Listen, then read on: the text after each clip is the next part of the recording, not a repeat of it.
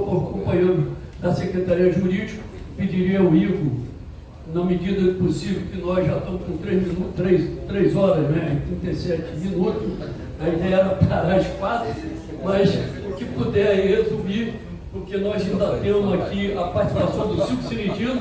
Eu acredito que o Vinícius já falou, enquanto conselheiro deliberativo também, que seria o terceiro ponto. Então, nós vamos passar depois da fala do jurídico, o companheiro Silvio Ciridino, enquanto conselheiro fiscal. Passo para você, obrigado. Pessoal, boa tarde. Primeiro, agradecer aí a votação específica que a gente teve, sobretudo em aposentados, né? Eu acho que isso reflete também, em parte, todo o trabalho que vem sendo feito ao longo desses anos, estrutural, independente de chapa 1, chapa 2, o trabalho estrutural que vinha sendo feito dentro do sindicato. Problemas existem, é uma máquina muito grande, tem muitos problemas, mas a ideia é aprimorar, melhorar e tentar trabalhar no máximo, né, de cooperatividade com o pessoal da categoria para poder avançar. O trabalho com aposentados já está dando efeito na minha avaliação, né? Já tem aí uma atuação presente, constante, né, da Secretaria de Aposentados, do Núcleo 6, né, ali dentro do sindicato. Isso é importante, né, para recepcionar muitos problemas que estavam vindo direto para o jurídico. Não são problemas jurídicos, são questões que têm que ser tratadas em outra esfera, né? Então, se a questão jurídica é uma questão, a questão política mais geral, do enfrentamento das questões que o Núcleo 6, Secretaria de Aposentados, vão atacar, é importantíssimo ter a presença, né? Faço boas-vindas aí, o pessoal que está entrando.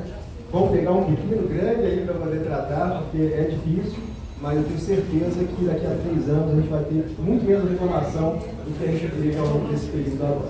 Tá bom? Então a gente está trabalhando para melhorar, reestruturando o Núcleo 6 da Secretaria de Aposentados, com aposentados aqui, dando estrutura no mínimo. Contem comigo como o trabalho que a gente fez na penúltima gestão, agora no final dessa última gestão, e vou estar à disposição aqui, como sempre estive, para ajudar aqui nas pautas dos aposentados e pensionistas. Vindo para a questão jurídica, vou tentar fazer isso bem breve. Eu pedi o Dr. Luiz, que está mais. O Dr. Luiz e o Dr. Carlinhos e o Dr. Bruno estão mais diretamente responsáveis pela questão coletiva do sindicato. A doutora Carlinhos e o Dr. Bruno estão atuando também na pauta individual. Eles têm os advogados do sindicato que estão tratando de outras ações, a doutora Cátia Luciana, eles vão falar em nome do jurídico do sindicato aqui hoje. Pedir para serem breves, né, na questão, não vai dar para abordar todos os temas, e também para poder liberar depois para perguntas e poder focar nas dúvidas que eventualmente existam aqui, para poderem ser respondidas. Lembrando sempre que muitos golpes têm acontecido, né, em relação à questão, sobretudo sobre aposentado e pensionista. Então, o Sindicato RJ não pede dinheiro para liberar qualquer tipo de coisa. O contato do Sindicato RJ primordialmente é por e-mail ou então lá presencialmente. Em casos excepcionais a gente tem feito contato por telefone, pedindo para que as pessoas venham no telefone, mas em qualquer caso, alguém ligou, teve qualquer dúvida, liga para algum dirigente sindical, pode ligar para mim, pode mandar mensagem, vão ao sindicato, porque assim, é melhor prevenir do que depois remediar. A gente já teve casos de pessoas perdendo até, salvo engano, acho que torno de R$200 mil em parcelas de R$20 mil. Então assim, infelizmente, os cúmplices são convincentes, apresentam coisas que se passam pelos advogados do sindicato. A gente tem feito atuações nesse sentido, mas o próprio poder de fiscalização do país e a atuação em cima disso é precário na nossa avaliação. Tá bom? Então, sem mais delongas, eu passo aqui inicialmente para o Dr. Luiz Fernando e depois para o Karina Bruno, para poder me falar das nossas coletivas e sanidades. Oi, boa tarde, pessoal. Boa tarde a todos, ao pessoal que está remotamente. O Igor já matou aqui o primeiro ponto, dos golpes, né? Que além das ligações e das mensagens de WhatsApp, preocupa-nos sobremaneira agora, inclusive a utilização de inteligência artificial. Né? Se um dia aparecer lá um cabeçudo lá falando tem que liderar uma parada e tal, não sou eu, me hackearam, me colocaram lá no programa de inteligência artificial. Então, é preciso de bastante cuidado, inclusive agora por conta dessa explosão aí de inteligência artificial. Nossas fotos estão disponíveis aí nos sites, né, na internet, nossa voz também. Não é complicado, embora hoje ainda seja uma tecnologia que a pessoa mais atenta ainda consiga ter essa percepção. Pessoas mais idosas, pessoas que não tenham aquela familiaridade, podem facilmente ser iludidas aí, e agora de uma forma muito mais convincente, né? Então, é preciso redobrar a atenção. Em relação às audiências de conciliação da Sejusc, né, que é um órgão da Justiça do Trabalho, que durante o ano, os anos passados, esse ano, está suspensa essa sistemática nas ações que estão em fase de execução contra quedas, ações que versam sobre diferença de suplementação de aposentadoria como níveis, RMNR, PPDL 71, têm sido realizadas audiências de conciliação, apresentadas planilhas, e em alguns casos são feitos, ou geralmente, percentualmente, creio que a maioria dos casos, os próprios interessados têm aceito essas propostas de conciliação. Entretanto, esse ano ainda está suspenso, não houve ainda a designação dessas audiências de conciliação do Sejusc, mas assim que retornar, as pessoas são comunicadas e aceitaram ou não a proposta da PETROS para pagamento. É uma decisão pessoal de cada um. A assessoria do sindicato acompanha, apresenta a planilha de cálculos, apresenta qual seria o valor total atualizado, e o deságio que é aplicado cabe à parte, que é detentora do crédito, aceitar ou não, mas por hora isso está suspenso. A ação da UR, né, de 1983, a ação de 93, relativa ao plano de 1989, essa ação acabou. Ao final, feita a dedução, a compensação de valores, né, considerando o que a Petrobras apresentou como valores pagos, o remanescente foi pouco significativo em relação ao total de substituídos original, que era de 12 mil pessoas. Para esses, a maioria já foi pago o valor. Havia um remanescente ali de pessoas que faleceram e não foram localizados sucessores, e aí houve a juíza por determinar a extinção do processo, a ação da URB acabou, e essas pessoas, que na casa de dezenas, talvez 12, 15 pessoas que não foram localizadas, foi ressalvado para essas pessoas o direito de fazer execuções individuais no prazo de 2 anos a partir dessa decisão. Né? Em base do precedente 32 do órgão especial do TRT, se abriu então prazo de 2 anos para essas pessoas que não foram localizadas e que não foram localizados sucessores, para que façam execuções individuais, e a ação coletiva da URP hoje é uma ação que já foi inclusive arquivada por baixo do processo. A troca de turno, minuto a minuto, uma ação coletiva que foi ganha, já houve pagamento para a maioria dos beneficiários, né? Foi uma execução feita coletivamente nos autos do mesmo processo. 202 pessoas receberam inicialmente, seriam os valores incontroversos, e houve remanescente de controvérsia para 60 pessoas. Né? A Petrobras fez embargo de execução, e nós fizemos impugnação à sentença de liquidação, mas o fundamento da discussão era basicamente o mesmo. Discutia-se a aplicação ou não daquilo que foi referido no título judicial para pessoas que constavam de uma planilha que a própria Petrobras apresentou. Apresentou nomes, valores, mas disse que estava apresentando por cautela, mas que não era devido nada àquelas pessoas. Então, nós utilizamos inclusive o precedente da própria jurisprudência, quando o próprio devedor apresenta valores positivos, ele é tido como confesso em relação àqueles valores. Nós pedimos a aplicação desse dispositivo, a juíza, ela rejeitou os embargos de execução da Petrobras e acolheu a nossa impugnação à sentença de liquidação, só que as duas partes fizeram a grave petição. A Petrobras querendo que o tribunal diga que não é devida essa inclusão, e nós, porque, embora a juíza tenha determinado essa apresentação, o perito ele apresentou basicamente a mesma planilha atualizada sem os nomes que estavam sendo controvertidos, ou seja, o título dizia uma coisa, mas a planilha que a juíza determinou que o perito elaborasse manteve a exclusão dessas pessoas que eram controvertidas. Nós fizemos embargo de declaração, que é quando uma sentença é omissa, obscura, contraditória, mas o juiz, às vezes, deu aquela decisão, como é que eu vou dizer, taquigráfica, que serve para qualquer ação. Os embargos não se prestam aos fins pretendidos, utilize-se do recurso apropriado. E o recurso apropriado, na execução trabalhista, é o agravo de petição. Então, nós fizemos agravo de petição para que a planilha apresentada contemplasse aquilo que o título disse que tinha que contemplar, e a Petrobras querendo a exclusão dessas pessoas. O processo foi distribuído agora em 27/5, nós estamos falando dos processos que tiveram andamento relevante nesse último mês, desde o nosso último encontro aqui. Ele foi distribuído em 27/5, caiu na segunda turma do TNT. O relator originário era o desembargador Célio Joaçaba Cavalcante, que está afastado por motivo de saúde e está aguardando a redistribuição. Tá? Então, vai ser redistribuído, vai ser incluído em pauta. O que nós esperamos é que seja acolhido nossa agravo de petição, para que seja efetivamente cumprido aquilo que foi sentenciado na impugnação da sentença de liquidação, que determinava a manutenção desses nomes controvertidos, esses 60 nomes, além dos 202 que já haviam sido pagos.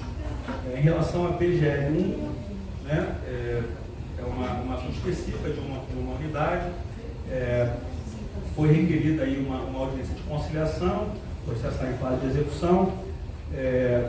Foi uma audiência confusa, a própria juíza parece que não estava com muita paciência de fazer aquela audiência, mas ao final não se chegou a um acordo e aí prosseguiu a execução.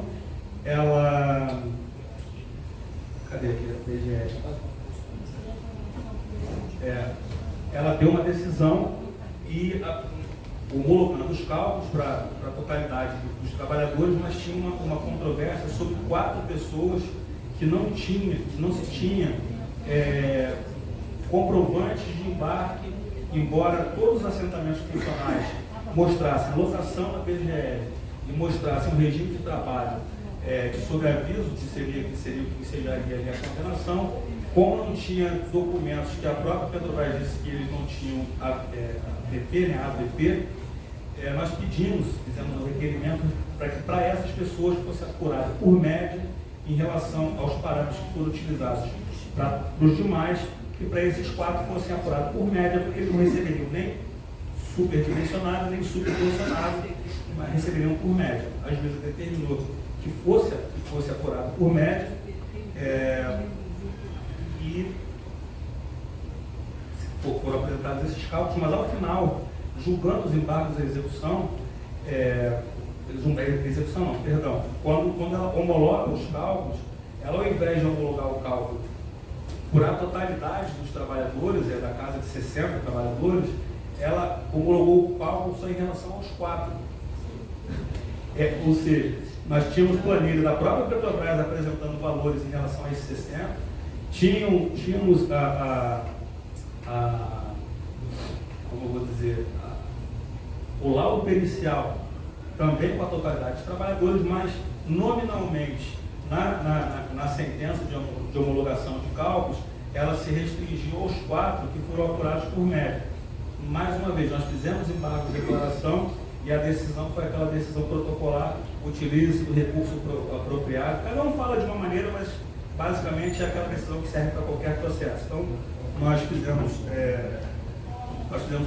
teve agravo de petição, e no dia 25/4 ainda não foram julgados os embargos de declaração que nós fizemos e nem determinada contra-minuta ao agravo de petição. Ou seja, nós fizemos o embargo de declaração em relação a esses 4 nomes, mostrando a só. Tem um equívoco grave aqui. Eu confundi com a ação anterior, peço perdão. Nós fizemos embargo de declaração para esclarecer essa contradição, ou seja, nós tínhamos lá tantos nomes e ela, ao final de tudo, homologa só para 4, quando na verdade nós temos mais de 60. Não foram julgados os embargos e a Petrobras fez agravo de petição que ainda não foi respondido por nós, porque os embargos de declaração, eles interrompem os prazos para apreciação de recursos pendentes. Então, primeiro vai se apreciar os embargos de declaração e depois o juiz vai determinar que nós apresentemos resposta ao agravo de petição que a Petrobras fez. Imposto de renda sobre contribuição extraordinária, PED, a maçã de 2018, que foi ajuizada pela Federação, pela FLP. Ela obteve uma liminar num determinado momento e foi sentenciada por um juiz diverso, um juiz que deferiu a liminar, julgando a ação improcedente. Em paralelo, até por conta de uma série de entraves que houve nesse processo, o sindicato ajuizou ações individuais com outro enfoque sobre as quais, não sei se a doutora Karina ou o doutor Bruno vai falar, porque são ações individuais, não foi uma ação de enfoque coletivo. Então, sobre as ações individuais, um dos dois falará pela assessoria. O equacionamento da MS 2020, também a ação proposta pelos 5 sindicatos, né, um processo que houve uma liminar inicial, vedando essa cobrança adicional, enquanto não se comprovasse a origem do montante que estava sendo equacionado. E até o momento essa comprovação não apareceu. Houve mandado de segurança, efeito extensivo, mandado de segurança, perderam o mandado de segurança, e a ação foi julgada no mérito. A sentença foi proferida no dia 21 de 12 de 2023. A empresa fez recurso ordinário e os sindicatos apresentaram contra-razões. Essa ação foi distribuída para a 4ª turma. O relator é o desembargador José Alexandre Romano. O RO da Petrobras foi distribuído no dia 10 de 4 de 2024. E tem parecer do Ministério Público, datado no dia 3 do 5 agora, e que se posiciona pelo improvimento do recurso, manutenção da sentença, ou seja, não que a Petrobras esteja proibida de cobrar valores, estivesse proibida de cobrar os valores, mas ela só pode fazer essa cobrança se ela comprovar documentalmente, de forma inequívoca, a origem daquele déficit que ela pretende. Isso, ela está cobrando um valor sem... Eu fiz essa consulta à Previ, que eles disseram, não, isso não é possível não. Fiz a mesma consulta, uma resposta tão ridícula que eu quase morri de... Desculpa. Então, o último andamento desse processo, o parecer do Ministério Público desde o 5 desse ano, e o parecer no sentido da manutenção da sentença, negar provimento do recurso da empresa. A criação da APS, 5 sindicatos, é um processo que foi sentenciado de forma procedente, em primeiro grau, em 3 de 7 de 23 foi redistribuído, negado o provimento aos recursos da empresa e houve embargo de declaração do sindicato no dia 18 de 12 de 2023. Esses embargos de declaração ainda não foram julgados. Tem recurso de revista da Transpetro, que ainda não foi contrarrazoado pelo sindicato, e não houve, por hora, recurso de revista da Petrobras. Mas, como eu disse, o embargo de declaração ele suspende o prazo para a interposição de outros recursos, pode ser que, após o julgamento do embargo de declaração, a Petrobras faça recurso de revista. Mas, por hora, desde 12 de 2023, esse processo está para apreciação dos embargos de declaração para sanar obscuridades e omissões. É um processo que originalmente foi proposto pelos 5 sindicatos pela assessoria da federação. Cobrança da MS por boleto, também dos 5 sindicatos, nós participamos da elaboração dessa petição inicial. É um processo da 67ª Vara do Trabalho do Rio de Janeiro, e basicamente a sentença foi procedente em todas as instâncias, né? Tinha um pano de fundo, tinha uma questão objetiva que era a Covid e a necessidade das pessoas irem a bancos ou a lotéricas durante a Covid, que era um absurdo, mas mais do que isso era vai passar aquela questão de cobrança via contra-cheque, fazendo com que as pessoas não pudessem utilizar daquele mecanismo de margem consignável, tendo que pagar a totalidade dos boletos. Todo mundo ali premido por uma situação financeira achatada aí pela questão dos PEDs, equacionamentos tanto da PEDs como da MS, e isso faria o quê? Que as pessoas não honrassem o pagamento intempestiva, primeiramente suspensão depois de 60 dias e cancelamento definitivo depois de 90. Isso é SG. Essa nós achamos que foi, na verdade, o fato motivador desse absurdo que foi a imposição de cobrança por boleto, contrariando não só o regulamento da ANS, mas o próprio acordo coletivo de trabalho. Esse processo chegou ao TST, foi distribuído para o ministro Augusto César Leite de Carvalho, que é um excelente ministro. Ele, por decisão monocrática, já julgou improcedente o recurso, ele não acolheu o recurso e, como é uma decisão monocrática, a Petrobras entrou com um recurso chamado agravo regimental ou agravo interno para que um órgão colegiado do TST referende essa decisão dele ou reforme a decisão dele. O nosso prazo para apresentar resposta, contra-minuta a esse agravo regimental é o dia 10/6 agora, está no radar, está no calendário de prazos para serem cumpridos. Então, em relação à cobrança para boleto é isso. E uma outra ação que tinha, estava intimamente ligada a essa, e evidenciando ali uma artimanha para sermos polidos, porque já existia uma primeira liminar mantendo a cobrança por boletos, e aí nós entramos com uma ação, os 5 sindicatos também avisaram a ação em relação à margem consignada, mantendo a margem consignada de 13%. O acordo coletivo permitia que se chegasse a 30%, mas tinha uma condicionante no próprio corpo do acordo coletivo que não foi honrado pela Petros, confessadamente da tribuna do tribunal, que seria a priorização do desconto da AMS no contra-cheque da Petros. E a AMS, e a Petrobras, e a Petros, perdão, ela afirmou categoricamente que havia uma priorização desse desconto da AMS depois dos empréstimos. Se é uma priorização depois do empréstimo, não é priorizado. Então, por não atingida a condição prevista no acordo coletivo, que seria a priorização do desconto da AMS, se esse desconto se dá depois do desconto dos empréstimos, então ela não poderia elevar para 30% a margem consignada, porque não estava conservando a condição que foi pactuada no próprio acordo coletivo de trabalho.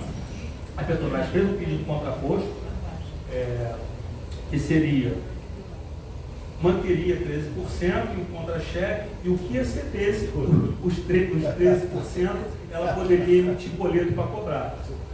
E, por incrível que pareça, a juíza de primeira instância acolheu esse pedido contraposto, mas isso foi reformado em segundo grau, e eles recorreram para o TST em Brasília, o recurso de revista.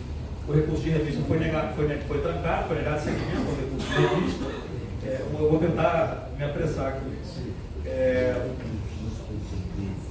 Foi publicado, permitia cobrar. Esse acordo foi publicado em 22, após vai incluir pauta. Ainda não foi incluído em pauta, mas a tutela permanece em vigor, ou seja, foi dada uma tutela de urgência, vedando essa cobrança. Essa tutela foi confirmada no acordo, que afastou esse pedido contraposto que permitia a cobrança do excedente de 13%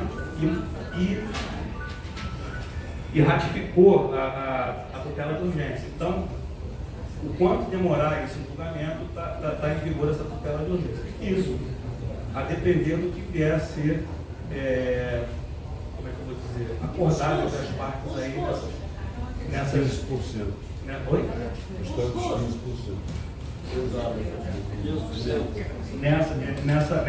Nesse grupo de trabalho. Então pode ser que esse grupo de trabalho tenha algum reflexo nessa ação, mas por hora o que está em vigor é isso, a tela de urgência está em vigor, mas se vier a ser pactuado algo diferentemente disso, é o que vai ser daqui para frente observado.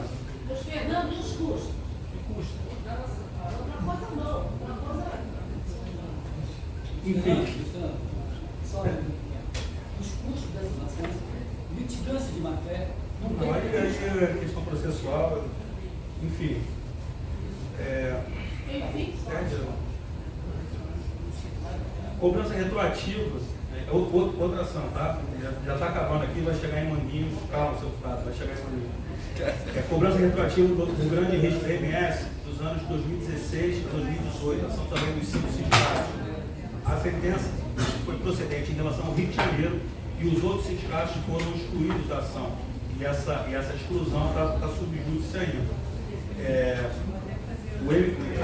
O MPT, o fundamento aqui dessa cobrança retroativa do grande risco é basicamente o mesmo da questão da MS, uma comprovação fidedigna do que ensejava essa cobrança extraordinária do grande risco nesse período específico, 2016 e 2018. Quem saiu, se desligou nesse período.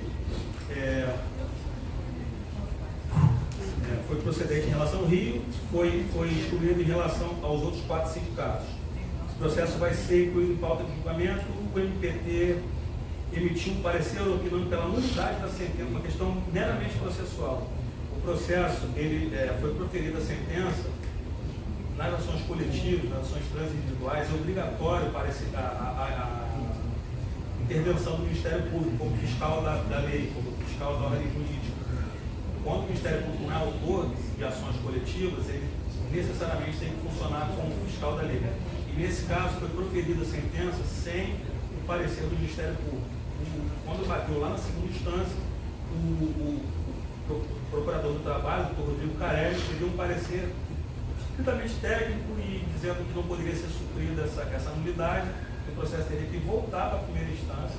O Ministério Público do Trabalho, de primeira instância, opinar e aí ser proferida uma nova sentença. Já aconteceu em outros processos e basicamente o que aconteceu na outra ação foi a manutenção da sentença anterior, foi só para suprir uma formalidade mesmo. Então, esse parecer foi no dia 25/3 de 2024 e ainda não foi decidido lá em segundo grau, mas pode ser que se determine o retorno dos autos à primeira instância. Esse processo tem uma liminar que está em vigor até que venha a ser eventualmente anulada a sentença. O equacionamento do PPSP está com aquela suspensão de liminar e sentença lá no STJ. Nós pedimos, nós e outros sindicatos, associações, pessoas físicas pediram o ingresso como amicus curiae. Foi aceito esse ingresso, fizemos agravo regimental contra a decisão que determinou a suspensão. Contra a decisão que determinou a suspensão dos processos, mas houve um julgamento de mérito naquele processo que originou essa suspensão de liminar e sentença, e houve recurso para o STF. E aí, nós, todos os sindicatos, não tínhamos, não temos a prerrogativa de recorrer para o STF, porque o amicus curiae ele só pode recorrer em embargo de declaração. IRDR, em IRDR, que é o tipo de ação, ele só pode recorrer, só pode fazer embargo de declaração. Esse processo foi recebido, o processo ocasionou essa suspensão de liminar e sentença, foi recebido no STF no dia 25/10 de 2023. Tem aqui a quinta turma de Angra, mas aí eu vou deixar para falar como for lá a reunião de Angra. Em relação ao Mandume, rapidamente, triênio, seu deputado, Mandume, triênio. Houve uma decisão determinando a pulverização da execução em execuções individuais. Seu deputado, falando de Manguinhos. Houve uma decisão. Mais 12 horas, vai até então a sua volta mais 19 horas. Determinando a pulverização em execuções individuais. A refinaria fez agravo de petição, o tribunal manteve essa decisão de pulverização. Eles fizeram então recurso de revista para o Tribunal Superior do Trabalho. Foi negado, foi trancado o recurso, o pessoal fala no popular, mas o nome técnico seria, negou o seguimento ao recurso. Eles fizeram então agravo de instrumento e recurso de revista, ou seja, recorrer ao TST com o objetivo de fazer esse recurso de revista na fase de execução subir ao TST. Então, nessa hipótese, se determina que nós apresentemos resposta aos 2 recursos. ao recurso de revista e ao agravo de instrumento. Porque se o agravo de instrumento for provido, eles vão apreciar o recurso de revista. Então se aproveita essa oportunidade e se responde aos dois recursos de forma concomitante, em peças separadas, mas na mesma oportunidade. Nós o fizemos e no dia 20 de 5 de 2024. E foi recebido no TST, nós fizemos isso no dia 6 do 5 e no dia 20 do 5 foi recebido no TST. Está em processamento para ser distribuído para uma das 8 turmas e dentro dessa turma se eleger, se sortear um ministro ou ministra relator. E o RP de Manguinhos, no dia 7 do 5, no sistema do tribunal, no 7 do 5, houve a intimação do sindicato para falar sobre a petição do Ministério Público. O Ministério Público falou que tinha que ouvir as partes, tal. Nós nos antecipamos a essa intimação tácita e já peticionamos no dia 6 do 5, um dia antes, nós peticionamos sobre essa petição e a cópia está aqui, eu vou deixar para o senhor, porque é um pouco extensa, mas faz todo o histórico das 3 manifestações do administrador judicial, das 2 manifestações do Ministério Público e das 3 manifestações das recuperantes, né, das empresas lá do Novo Manguinhos, dizendo que não se opunham à liberação daquele valor que está depositado. Então eu vou deixar para o senhor e peço desculpas aí por ter me estendido. Vou passar para os colegas aqui falarem da parte individual.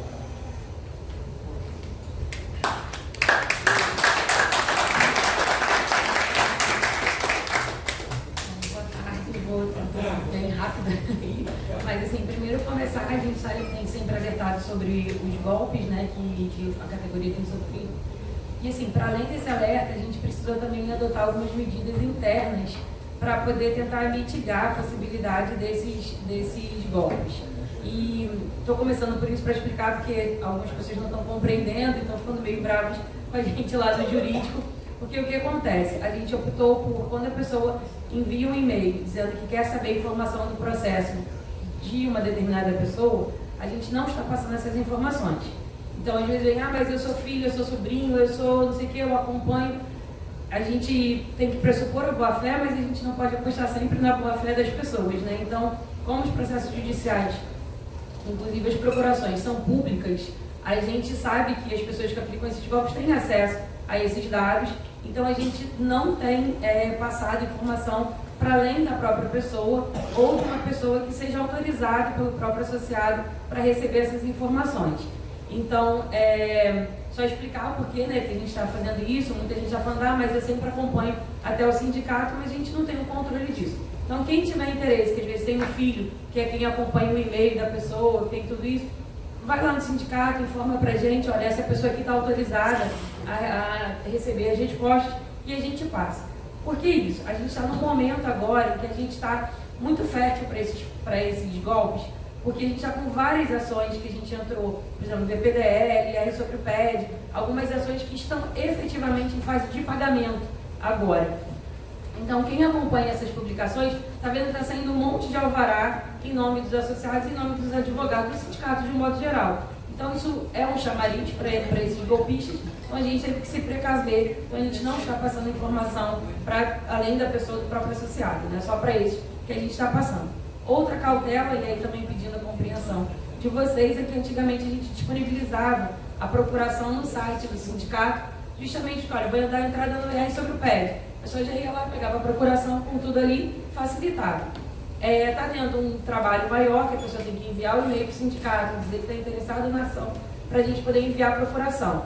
Por que isso? É um trabalho a mais para vocês e para a gente também, você tem que ficar enviando procuração para cada um.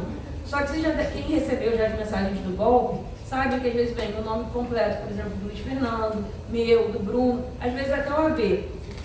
Essas procurações, elas não ficam públicas no processo. Então é muito fácil ter aquele acesso ali. Se a gente colocar os nossos próprios dados no site do sindicato, você vai propiciar ainda mais que nossas informações sejam divulgadas.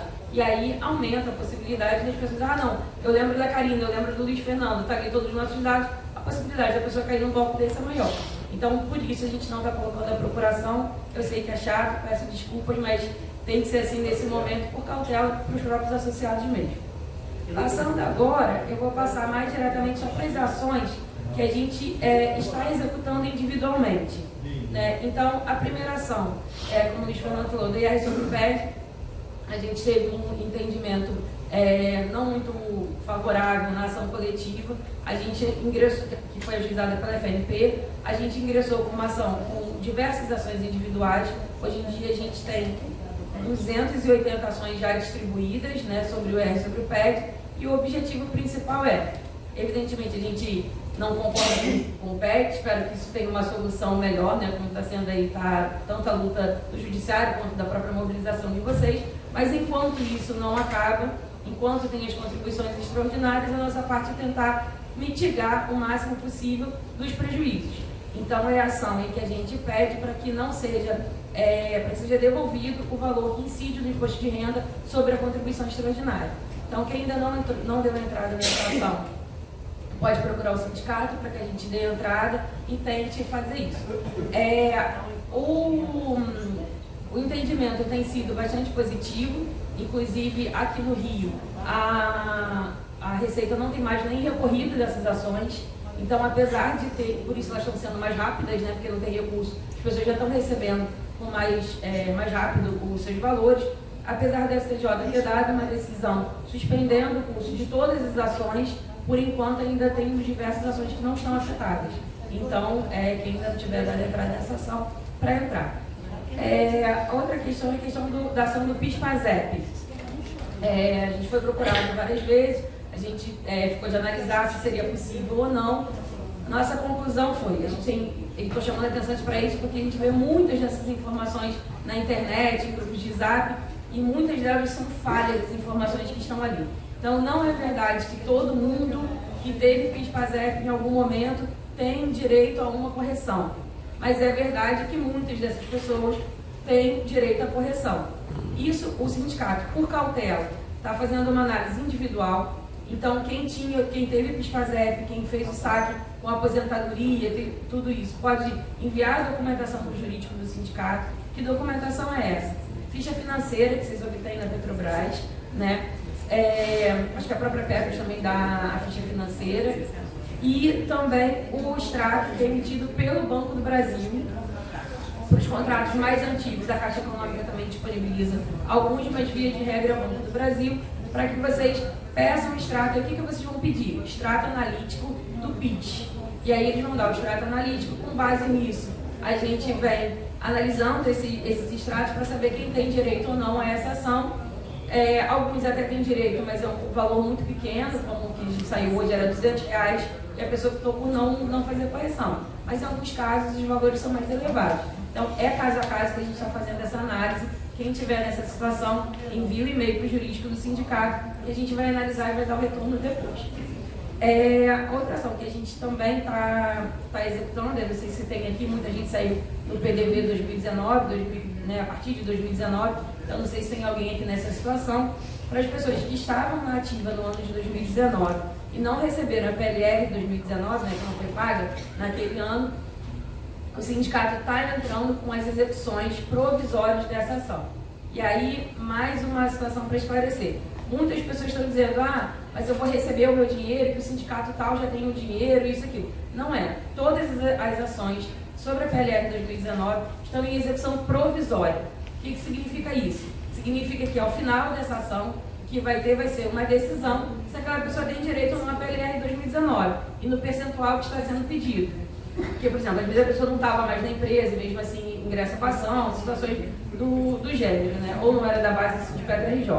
Então, assim, essas informações que já está sendo pago e tem isso tudo.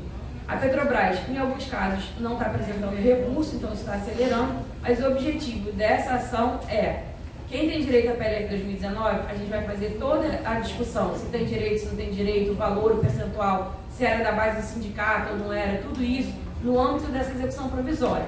Para que isso? Para quando as ações estiverem passíveis de execução definitiva, toda essa discussão já foi ultrapassada, e aí você acelera o recebimento da pessoa que não vai precisar entrar com uma ação só daqui a alguns anos para discutir tudo isso e depois de tanto tempo ainda saber quanto que vai receber. Então é só uma medida que é a primeira vez que o sindicato está ingressando com essas execuções provisórias, né? Mas visando também acelerar para que as pessoas possam ter direito aos valores que lhes são devidos de uma forma um pouco mais séria. E por fim, só colocar a questão, a gente já falou aqui algumas vezes, que o sindicato fez um contrato com o escritório em Brasília, porque a gente percebeu que a imensa maioria das ações, especialmente dos aposentados, né, que ingressaram com ações já há mais tempo, estavam ficando muito tempo paradas em Brasília, né, dos processos mais antigos. Então a gente já localizou 3 centenas aproximadamente de processos que estavam em Brasília. Todos esses processos estão mapeados. De lá para cá, a gente já teve 268 processos que tiveram andamento, muitos desses retornando para aqui para o Rio de Janeiro para poder começar as execuções. Então, é algo que a gente está investindo, né, de tentar fazer essa celeridade dos processos em Brasília. Caso algum de vocês estejam com esse processo ainda em Brasília e que não tenha recebido um retorno, pode procurar a gente, que a gente está sempre... a pessoa entra em contato com a gente já pede para o escritório lá, já ir até o ministro para poder acelerar também isso. A gente está fazendo no geral, para tudo que a gente identificou, mas também no individual, até para valorizar aquela pessoa que está procurando sindicato, tentando acelerar o seu processo. A gente também pede para que essa diligência seja feita de imediato quando a pessoa requer. Então, basicamente é isso. Eu corri um pouquinho aqui, espero que vocês tenham entendido, mas é isso. Bruno, quer falar?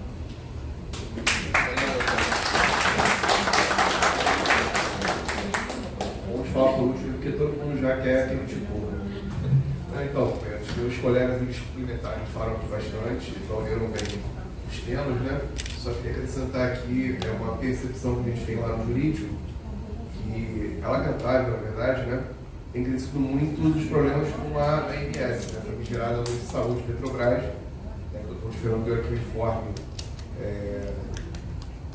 Se Deus quiser, em breve aí já não vai ser Saúde Petrobras mais, né? A PS, mas salientar, né? Quando identificar algum problema com a saúde Petrobras, o OMS, procure o sindicato, né? Porque tem havido aí uma extensão muito grande de prazos, negativa de medicamentos, de cirurgias, né? Procedimentos em geral, né? Então, quando for assim, vocês podem procurar que a gente tenha atuado com bastante firmeza, observar a empresa, temos entrado com bastante ações individuais, né? Com algumas dignidades, né? Exatamente, inclusive todos os casos a gente tem falado, não é uma questão só aqui no Rio de Janeiro, logicamente, né? Então é lamentável, mas o jurídico está atuando em cima disso. A era ESG, né? De respeito ao ESG, né? Environment Social.